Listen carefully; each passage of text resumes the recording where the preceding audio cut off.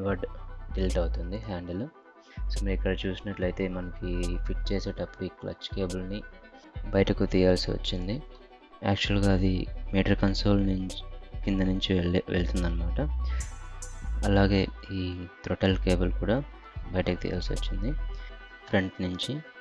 ఈ 2 కేబుల్స్ని మనం బయటికి తీయాలన్నమాట హ్యాండిల్ బార్ రైజర్స్ని ఫిట్ చేయాలనుకుంటే, ఎందుకంటే ఇవి టైట్ అవుతాయి మనం హ్యాండిల్ టిల్ట్ చేసినప్పుడు.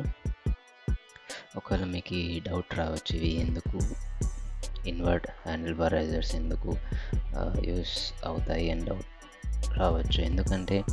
ఎందుకంటే ఇక్కడ హ్యాండిల్ స్ట్రైట్గా రైజ్ అవ్వట్లేదు, మన రైడర్ సైడ్కి ఇన్వర్డ్ సైడ్కి రైజ్ అవుతుంది ఒక 1.5 ఆల్మోస్ట్ 2 ఇంచెస్ వరకు.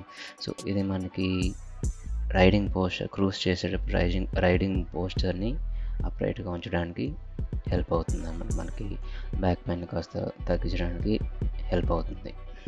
సో గైస్, మీ దగ్గర ఏ బైక్ ఉంది, దానికి ఇలాగా మీరు హ్యాండిల్ బార్ రైజర్స్ని ఫిట్ చేస్తారా లేదా కామెంట్ సెక్షన్లో తెలపండి. సో ఈ వీడియో కూడా ఒక సబ్స్క్రైబర్ కమెంట్ చేస్తే అప్లోడ్ చేయడం జరిగింది. ఈ వీడియో ఆల్రెడీ నేను రికార్డ్ చేసి ఉంచాను, బట్ కుదరలేదు అప్లోడ్ చేయడానికి. So that's it guys. So అంతే ఫ్రెండ్స్, ఈ వీడియో మీకు నచ్చినట్టయితే లైక్, షేర్, కామెంట్ చేయండి.